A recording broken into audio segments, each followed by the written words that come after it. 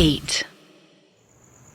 Shreya wine पीकर bed पर लुढ़की हुई थी और कोई चुपचाप घर में घुसकर उसके बेडरूम तक पहुंच गया था। अथर्व अभी अभी इस घर से 15 मिनट की दूरी पर था। स्ट्रेंजर ने बड़ी ठरकी नजर से सोती हुई श्रेया को देखा और फिर उसके पास प्यार से लेट गया। उसने जूते उतारे और श्रेया के बालों को सहलाना शुरू कर दिया। श्रेया तो वैसे भी शराब पीने के बाद ठरकी हो जाती थी। उसको फील हुआ कि जैसे अथर्व है। उसने स्ट्रेंजर के हाथ अपने सर के नीचे लगा लिए। स्ट्रेंजर ने श्रेया को कस के पकड़ लिया। कहाँ थे तुम?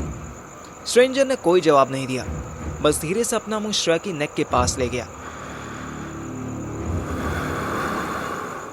ऐसी तेज गर्म सांसों के टच से श्रेया की नींद टूट गई, पर उसने आंखें नहीं खोली।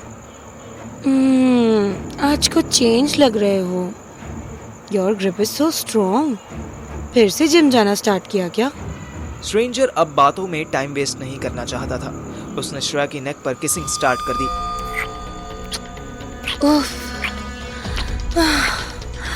Easy baby, you killing me. Stranger अपना काम करता रहा। उसने धीरे से श्रेया के टॉप के अंदर हाथ डाल दिया और जो हाथ आया उसे स्क्वीज कर दिया। आई इजी। अचानक मेन डोर खुलने की आवाज सुनते ही श्रेया ने आंखें खोली और स्ट्रेंजर को धक्का दिया। कोई है बाहर? बाहर से आवाज आई। श्रेयू, डार्लिंग उठी नहीं क्या अब तक तुम? श्रेया ने तुरंत स्ट्रेंजर की तरफ देखा। स्ट्रेंजर ने स्माइल की और तुरंत बेड से निकलकर बाहर भागा। श्रेया को ऐसा लगा जैसे उसकी पूरी बॉडी में कांटे चुभ गए हों। Hello boss. स्ट्रेंजर ने अथर्व को ऐसे इग्नोर किया जैसे कॉलेज में लड़कियां मुझे करती थी। उसने अथर्व को ट्रांसपेरेंट समझ उसे क्रॉस किया और बाहर निकल गया। ए अंकल, सुनो तो। स्ट्रेंजर ने अथर्व की कोई बात नहीं सुनी। वो फास्ट स्टेप्स लेता वहां से गायब हो गया। अथर्व बेडरूम में आया, लाइट्स ऑन की तो देखा श्रेया अपना सर पकड़कर बैठी थी।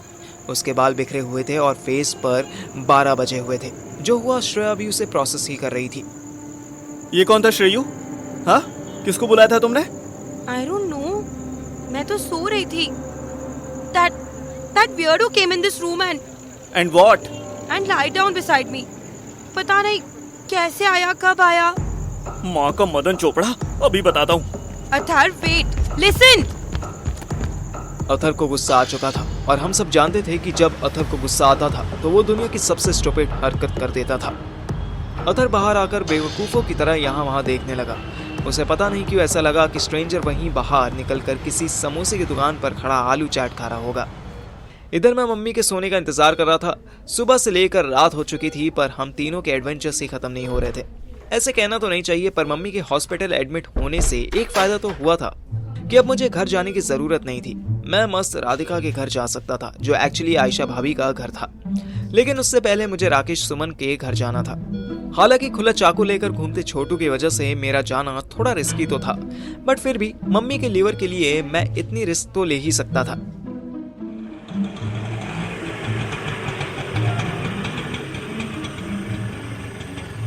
रात 8 बजे जब मैं राकेश सुमन के घर पहुंचा तो देखा बाहर से ताला लगा हुआ था।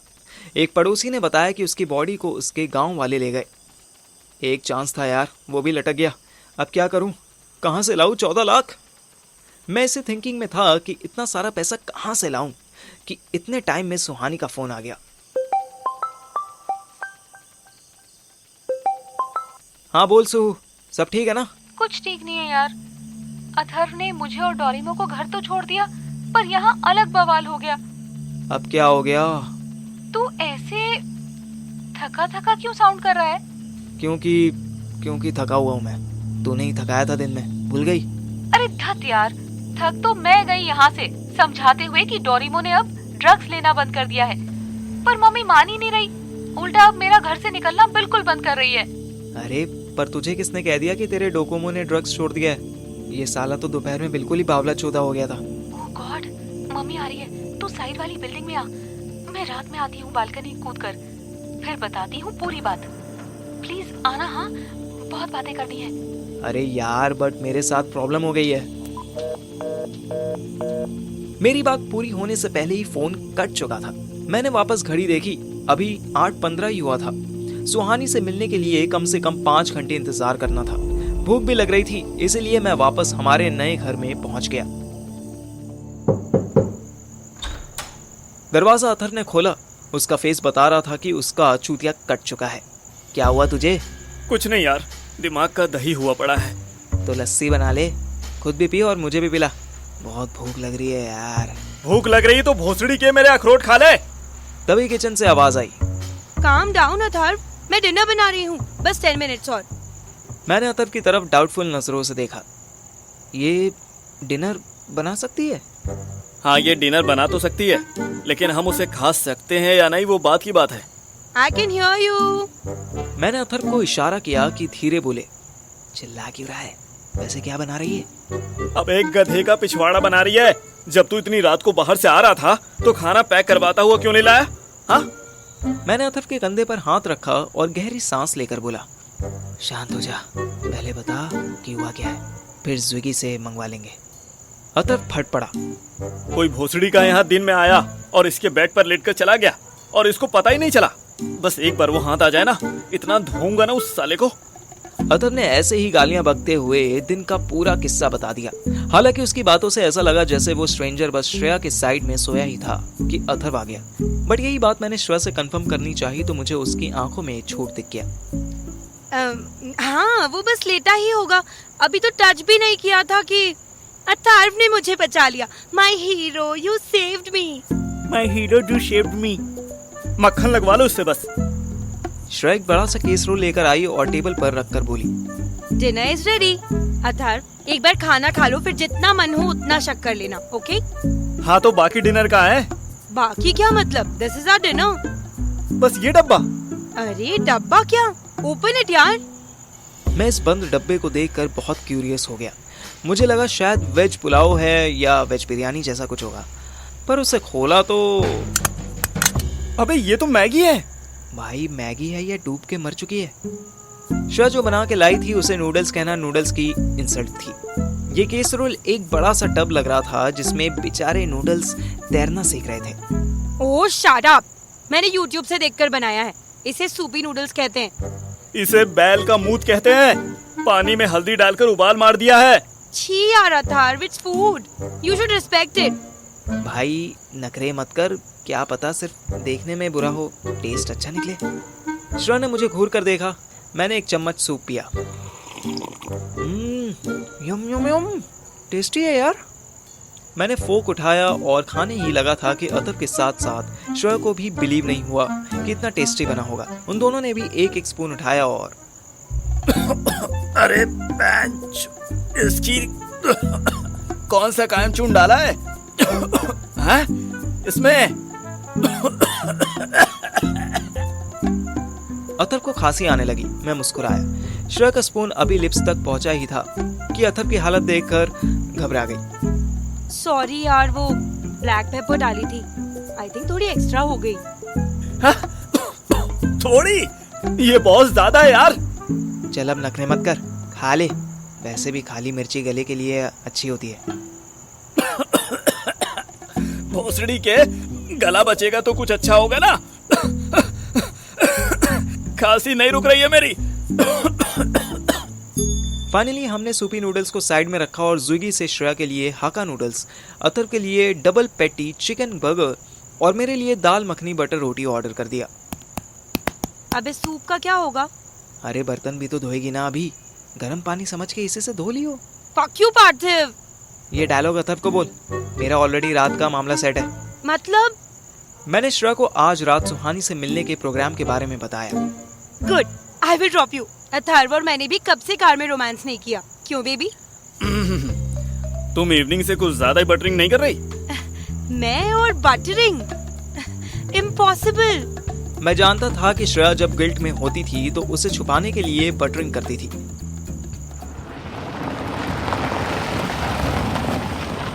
हम खाना खाकर कोने वाले आइसक्रीम चाटते हुए जब सुहानी के घर से थोड़ी दूर पहुंचे तब 1 बज रहा था। गो गेट हर टाइगर। मैं अभी कार से निकलने ही वाला था कि किसी ने जोर जोर से कार के शीशे पर हाथ मारा। क्या कर रहे हो यहाँ इतनी रात में? हाँ?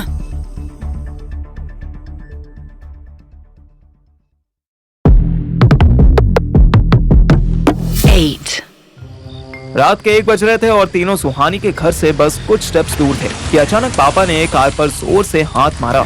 हम सब का पिछवाड़ा वाइब्रेट करवा दिया। मैंने पूछा क्या कर रहे हो तुम लोग यहाँ? श्रेया ने अथर्व की तरफ देखा। मैंने भी उसको इशारा किया कि भाई तू उतर, तेरा बाप है, तू संभाल। अथर्व पहले से ही श्रेया और उस स्ट्रेंजर के कांड से फ्रस्ट्रेट था और अब ज्यादा कलपता हुआ कार से उतरा। हाँ जी पापा, क्या हुआ आपको? क्या हुआ मुझे? रात के 1 बजे तुम लोग पेट्रोल फूक रहे हो और क्या हुआ मुझे? क्या कर रहे हो यहाँ बताओ? एक बार घर से क्या निकले सीधे पंख ही निकल आए तुम सबके। बोलो यहाँ क्यों आए थे? वो हम तो पार्थिव को उसकी वाइफ से मिलवाने लाए थे। पर पापा, आपकी घड़ी में भी तो 1 बज रहा होगा ना, आप क्यों टहल रहे हैं सड़क पे? मैंने अंधेरे में भी नोट किया कि पापा ने अथर्व को बहुत अच्छे से घूरा और फिर थप्पड़ मारा। बाप से जुबान लड़ाते टाइम तो बहुत तेज चलता है दिमाग। यही बुद्धि एग्जाम में चल गई होती तो आज अच्छी नौकरी होती तुम्हारे पास। अथर्व अपने गाल पर हाथ रखकर खड़ा हो गया। सॉरी पापा। सॉरी का बच्चा, तुम्हें होश भी है कि मेरी क्या हालत है इन दिनों? क्या हालत है? अरे यूरिक एसिड बढ़ गया है मेरा। रात रात नींद नहीं आती, पैर में सूजन रहती है, फिर वॉक करने निकल आता हूँ। इतना सुनते ही मैं भी गाड़ी से बाहर आ गया और मैं अथर्व की तरह पास जाकर खड़ा हुआ। मैं थोड़े डिस्टेंस पर खड़ा रहा। पापा एक बात बताइए, आपका ये यूरिक एसिड क्यों बढ़ा है? सच्ची सच्ची बताइए, आपको माता रानी की कसम। ये क्या बेहुदा सवाल है? मतलब हुआ होगा किसी वजह से। वो अब मेरी उम्र भी तो हो गई है, कब तक खट्टा मारता रहूंगा? क्या जिंदगी भर काम करता रहूंगा?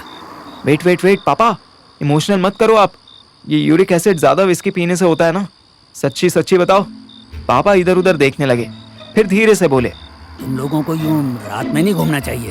श्रेया बिटिया भी साथ है, अभी कोई बात हो जाए तो बताओ, लोग तो माँ बाप का दोष निकालेंगे। कौन लोग? वही देखा नहीं कैसे फेसबुक पर और जाने कहाँ ट्रोलिंग होने लग जाती है। तुम्हें अपनी पत्नी से मिलना है तो दिन में आओ, मर्द की तरह आओ और हक से ले जाओ। ये क्या चोर की तरह रात में आ रहे हो? अभी पकड़े जाओगे तो तमाशा होगा। 1 सेकंड के पॉज के बाद मैंने सरेंडर कर दिया। सॉरी पापा, आप सही कह रहे हो, हम लोग वापस जाते हैं, दिन में आएंगे। हाँ सही बात है, हम दिन में आके दुल्हनिया ले जाएंगे। बाय पापा, गुड नाइट। चलो श्रेया। पापा खुद इस बात से सरप्राइज हो गए कि हमने उनकी बात कैसे मान ली। उन्हें इतनी आसानी से तो आर्गुमेंट में जीतना भी नहीं पसंद था। अरे रुको तुम लोग, इतनी रात में कहाँ जाओगे? चलो घर चलो, सुबह चले जाना। अरे पर रहने दे पार्थो, बहस मत कर। पापा बिल्कुल सही कह रहे हैं, इतनी रात में हम कहाँ कुत्ते की तरह भटकेंगे। और तू तो कब से चैन से सोया भी नहीं है।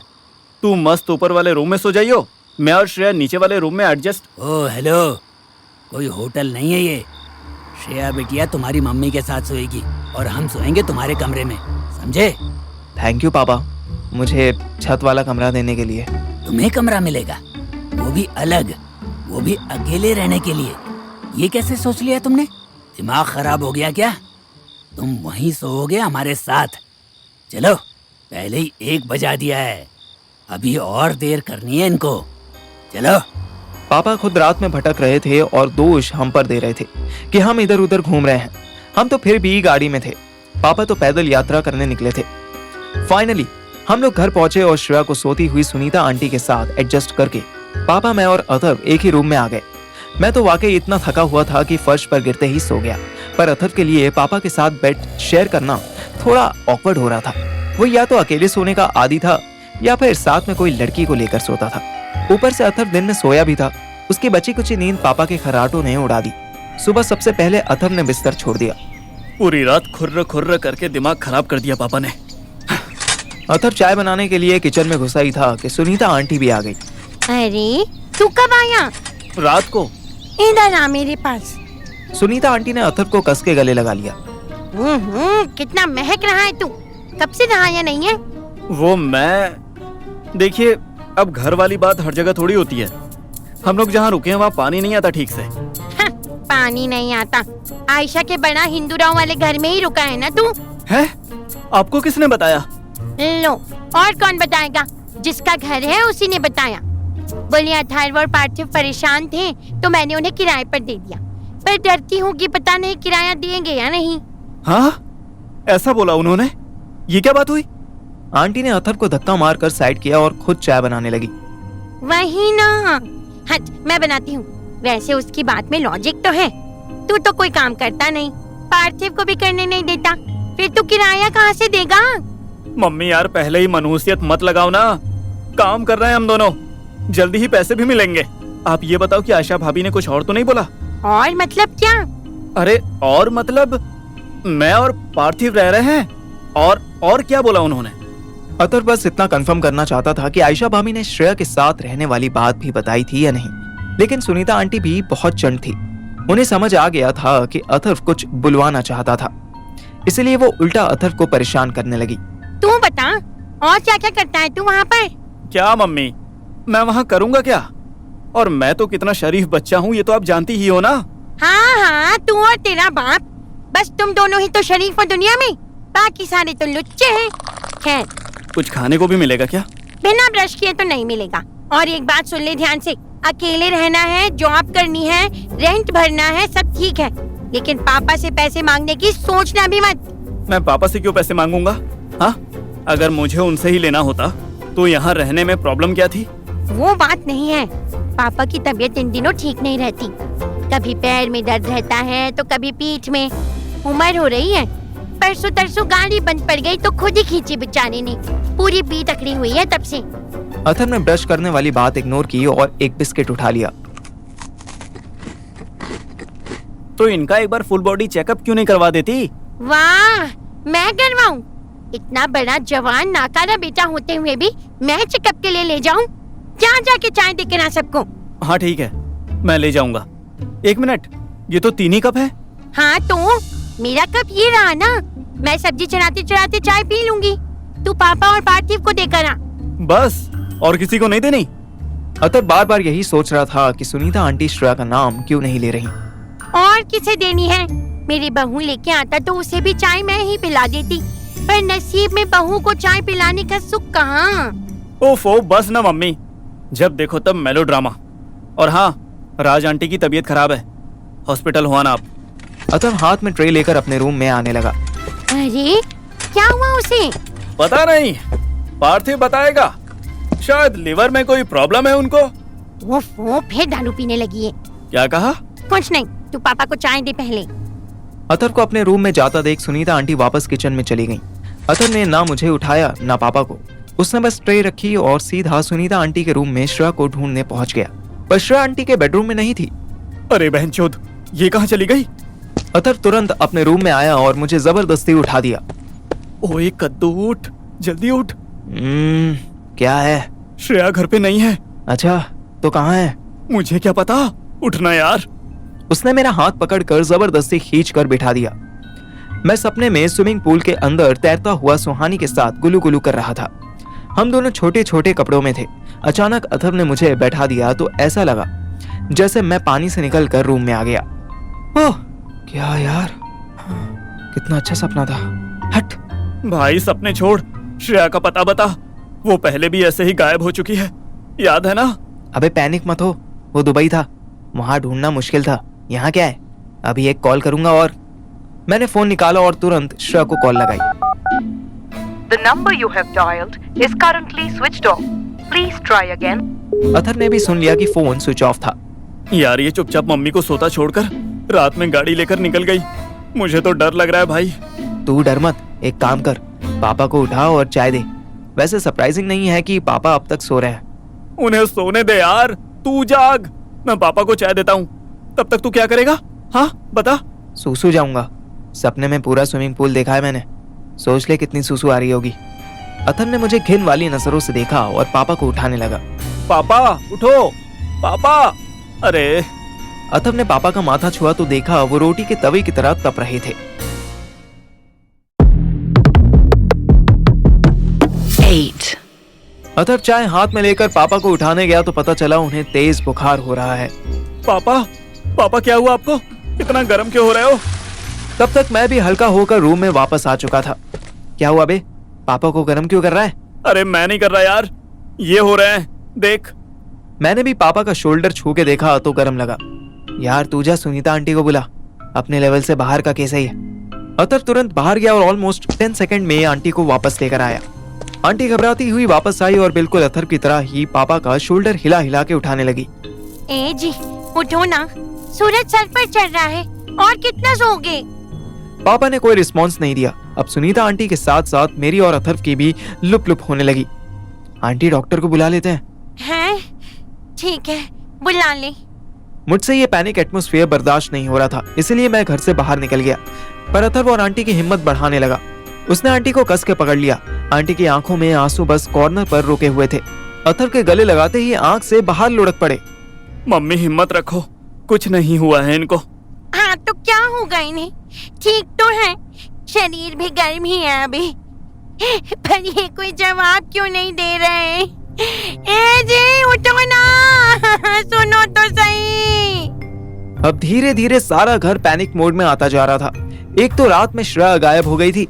मैंने सोचा था कि पूनम आंटी को फोन करके पूछ लूं कि श्रेया आई है या नहीं, पर यहाँ तो पापा क्रिटिकल लग रहे थे। मैंने 2 मिनट में ही पड़ोस के 50% डॉक्टर को पकड़ लिया। ये हमारी गली का ही डॉक्टर था। लोगों ने 50% डॉक्टर इसलिए कहते थे कि ये बाकी करोल बाग के कंपैरिजन में सिर्फ 50% फीस लेते थे। मेडिसिन पर भी फ्लैट 50% डिस्काउंट देते थे, पर मैक्सिमम टाइम इनका क्लिनिक खाली रहता था। डॉक्टर और सुनीता आंटी रूम में पापा के साथ रुक गए। मैं और अतर बाहर आ गए। अतर बार बार अपने नाखून खा रहा था। भाई शांत हो जा, नर्वस मत हो, कुछ नहीं हुआ है पापा को। अतर एक के बाद एक नाखून चबाता जा रहा था। सुनीता आंटी की तरह ही उसकी आंखों में भी 2 बूंद आंसू की नजर आ रही थी। भाई डर लग रहा है यार। मैंने अथर को गले लगा लिया। ऐवे ही मत डरा कर, पापा है वो, छोटे मोटे बुखार से इनका कुछ नहीं होने वाला, तू टेंशन छोड़। और इससे पहले कि मैं अथर को कोई स्टूपिड सा सजेशन देता, रूम से डॉक्टर बाहर आ गया। सरप्राइजिंगली सुनीता आंटी और डॉक्टर दोनों स्माइल करते हुए आ रहे थे। भाई डॉक्टर ने ऐसा क्या बोल दिया कि आंटी मुस्कुराने लगी? तू चुप रह, मैं पूछता हूँ। मम्मी क्या हुआ? सुन बेटा, इनको 200 रुपए फीस दे दे। अथर ने अपनी जेब में हाथ डाला और खाली ही बाहर निकाल लिया। मुझे आइडिया था कि उसके पास 20-30 रुपए से ज्यादा नहीं होंगे। मैंने अपने मनी बैग से 500 रुपए दिए और डॉक्टर साहब लेके चले गए। मैं उन्हें जाता देखता रहा। आंटी ये पूरे पैसे लेकर चले गए? ओहो, छुट्टे नहीं होंगे उनके पास। तू क्यों चिंता करता है? तेरे पैसे कहीं नहीं जा रहे। हाँ वो तो है, मैं जाते टाइम इनसे ले लूंगा। नहीं नहीं, पागल है क्या? अभी ये सेकंड विजिट के लिए भी तो आएंगे। बच्चे 300 तब एडजस्ट कर लेंगे। मैंने कोई जवाब नहीं दिया। मुझे वो 500 का नोट याद आ गया जो सुनीता आंटी ने मुझे और सुहानी को शादी के बाद दिया था। मम्मी ये सब छोड़ो यार, पापा को क्या हुआ ये बताओ। कुछ नहीं हुआ तेरे पापा को, थोड़ा बीपी लो है और यूरिक एसिड बढ़ गया है और थोड़ी प्रॉब्लम पीठ की हो गई है। बाकी सब ठीक है। अंदर आ, तुझे दिखाती हूँ असल प्रॉब्लम। अतर के साथ साथ मैं भी क्यूरियोसिटी में अंदर आ गया। सुनीता आंटी ने बेड के नीचे से एक छोटी सी कांच की बोतल निकाली। उस बोतल पर संतरा आमाली लिखा हुआ था। ये क्या है आंटी? ये देसी दारू का पौवा है। तुम्हारे पापा यही खींच के सोए होंगे कल। अब शरीर गड़बड़ा गया तो बीपी लो हो गया। बीपी लो होने से होश चले गए, पर डॉक्टर साहिब ने इंजेक्शन दे दिया है। 10-15 मिनट में होश आ जाएगा। मैं और अथर्व एक दूसरे को देख रहे थे। ब्लैक लेबल पीने वाला पापा अगर कच्ची देसी दारू पी रहे थे तो जरूर कोई प्रॉब्लम में थे। सुनीता आंटी भी पैनिक थी, पर दारू पीने वाली बात सामने आते ही वो हंसी मजाक की एक्टिंग करके नॉर्मल होने की कोशिश कर रही थी। तभी मेरा फोन बजा। किसी अननोन नंबर से कॉल थी। हेलो। दूसरी तरफ से तुरंत फोन कट गया और एक मैसेज आया। शायद आयशा भाभी की तरह ही कोई ये चेक करना चाहता था कि हमारी डिटेक्टिव एजेंसी में लड़का फोन उठाता है या लड़की। मैसेज में बस इतना लिखा था कि आप मेरी बीवी की साजिश पर पर्दाफाश कर सकते हो। अथर्व अब भी टेंशन में लग रहा था, तो मैंने अननोन नंबर से आया मैसेज पढ़ लिया। क्या आप मेरी बीवी की साजिश का पर्दा साफ कर सकते हो? हैं? पर्दा क्यों साफ करेंगे हम? अबे पर्दा साफ नहीं, पर्दाफाश। मतलब कॉन्स्पिरेसी को रिवील कर सकते हो क्या? साले नया केस आया है। ओ, तो हाँ बोलना इसको, और पैसे भी मांग बढ़ चढ़ के। मुझे ठीक नहीं लग रहा। अच्छा, तेरे ठीक ना लगने से राज आंटी का ऑपरेशन हो जाएगा क्या? हाँ? बहुत टाइम बाद अथर्व ने मुझे इतना बढ़िया टॉन्ट मारा था। मेरा मन हुआ कि क्लैप कर दूं, पर फिर लगा साला सर चढ़ जाएगा। इसलिए मैंने बस उस स्ट्रेंजर को रिप्लाई में वॉइस नोट भेज दिया। कोई भी कैसी भी कॉन्स्पिरेसी हो, परफेक्ट डिटेक्टिव्स उसका पर्दाफाश कर ही देते हैं। हमारी सर्विसेज लेने के लिए आपको पहले 10K एडवांस देना होगा। उसके बाद हम केस स्टडी करके बताएंगे कि इसमें टोटल कितना खर्चा आएगा, बट ये 10K बुकिंग अमाउंट है। मैं उसके मैसेज का वेट करने लगा। हाथ में मोबाइल लेकर मैं 10 मिनट तक खड़ा रहा, पर कोई जवाब नहीं आया। क्या हुआ इसे? ये जवाब क्यों नहीं दे रहा? पता नहीं, शायद 10,000 ज्यादा बोल दिए। 1000 से स्टार्ट करना चाहिए था। अबे चल बे, साले चिंदी, 1000 में तो ढंग की वाइन भी नहीं आएगी। चूतिया। ओ भैंस की आंख, वाइन से याद आया, श्रेया की मम्मी को फोन करना था। मैंने पूनम आंटी को कॉल मिला दिया, पर उन्होंने पूरी बेल जाने के बाद भी नहीं उठाया। इधर मैं श्रेया को कहाँ ढूंढूं इसका प्लान बना रहा था, और दूसरी तरफ श्रेया हमें बिना इन्फॉर्म किए वापस से आयशा के घर पहुंच चुकी थी। फॉर्चुनेटली वहां आयशा भी अवेलेबल थी। अरे श्रेया रानी, आइए आइए, खुशामदीद। जी, आपको भी ईद मुबारक हो। आपसे कुछ अरे आज ईद नहीं है, हम तो स्वागत कर रहे थे आपका। Okay, very good, thank you so much. लेकिन मैं आपसे कुछ पूछना चाहती हूँ, थोड़ा पर्सनल है बट। श्रेया आयशा भाभी के साथ साथ सोफे पर बैठ गई। जो चाहो पूछ लो श्रेया, आखिर तुम भी तो हमारी पर्सनल ही तो हो, पूछो। क्या आप उस आदमी का नाम बता सकती हैं जो यहाँ आपसे मिलने? अरे इतना शर्माने वाली क्या बात है इसमें? खुल के पूछो कि तुम्हें हमारे यार दिलदार का नंबर चाहिए। यस यस यस, हाँ जी। सॉरी, वो तो नहीं मिलेगा। अरे अभी तो आप बोली कि। क्या बोली तुम आओ हमारे घर, रहो और हमारी निजी जिंदगी में झांको। ये तो नहीं होगा श्रेया बेबी। ओह गॉड, आप नंबर मत दो, बस ये तो बता दो कि वो है कौन। माफी चाहूंगी, हम ये भी नहीं बता सकते कि वो है कौन, क्योंकि अगर तुम्हारी जान पहचान निकल आई तो हमें जिंदगी भर तुमसे ब्लैकमेल होना पड़ेगा। अरे नहीं ना, आप कैसी बात कर रहे हो? आप समझ नहीं रहे। अच्छा, तो समझाओ फिर। श्रेया इधर उधर देखने लगी। उसको कंफ्यूजन हो रहा था कि आयशा भाभी को सच बताना चाहिए या नहीं। आयशा ने एक ग्लास पानी पिया और फिर हिम्मत करके बोली, एक्चुअली क्या है ना, कल मैं अंदर बेडरूम में सो रही थी। आपके किचन में जो वाइन की 2 बॉटल्स रखी थी ना, मैं वो दोनों पी चुकी थी। आयशा भाभी के फेस पर कई एक्सप्रेशन आए और गए, पर उन्होंने श्रेया की बात नहीं काटी। फिर ना मैं सो गई और दोपहर में कोई चुपचाप आया, बेड पर लेटा और उसने he squeezed my these। Shreya ने अपने ब्रेस्ट की तरफ इशारा किया। अब फिर आयशा भाभी के फेस पर कुछ एक्सप्रेशंस चेंज हुए। हालांकि इस बार वो हल्की से गुस्से में लग रही थी, पर उन्होंने ज्यादा एक्सप्रेस नहीं किया। अच्छा, और कुछ? और कुछ? What do you mean by और कुछ? अब क्या वो मेरे साथ सब कुछ कर जाता तब आप इसको सीरियस लेते? नहीं, हम तो खैर तब भी सीरियस नहीं लेते, पर ठीक है, हम बात करेंगे उनसे, देखेंगे क्या होता है। आयशा तुरंत चैटिंग करने लगी। श्रेया समझ गई थी कि आयशा भाभी पूरी तरह से जेलसी फील कर रही थी। श्रेया ने उनसे बहस करने के बजाय धीरे से अपना फोन वॉइस रिकॉर्डिंग ऑन करके सोफे के अंदर छुपा दिया और उठकर जाने लगी। आयशा भाभी ने भी रोकने की कोशिश नहीं की। श्रेया स्माइल करती हुई बाहर चली गई। इधर घर में पापा को होश आ चुका था। उन्होंने कॉन्शियस होते ही सबसे पहले एसी बंद किया। बेकार बिजली का इतना बिल आता है, दिन में एसी की ऐसी क्या जरूरत है? हाँ, दिन में थोड़ी गर्मी होती है। जानते हो क्यों? क्योंकि दिन में तो सूरज डर्मीकूल लगा के निकलता है ना। पापा ने अथर को घूर के देखा। अपने बाप को टॉन्ट मारना बहुत आसान होता है बेटा, लेकिन जब बाप बनोगे ना, तब समझोगे कि कितना मुश्किल होता है बच्चों को पालना, उन्हें सही गाइडलाइंस देना। अतर भी आज अलग ही मोड में था। उसने एक और पंचलाइन मार दी। हाँ, तो अच्छी गाइडलाइंस देना तो मुश्किल होता है ना, फिर आपको और मम्मी को तो मुझे बड़ा करना इजी रहा होगा, नहीं? पापा का प्रोसेसर शायद स्लो हो गया था, इसलिए उन्होंने अथर की इस बदतमीजी का ठीक से जवाब नहीं दिया। और आप ये देसी दारू कब से पीने लगे? जब से मेरी जॉब चली गई।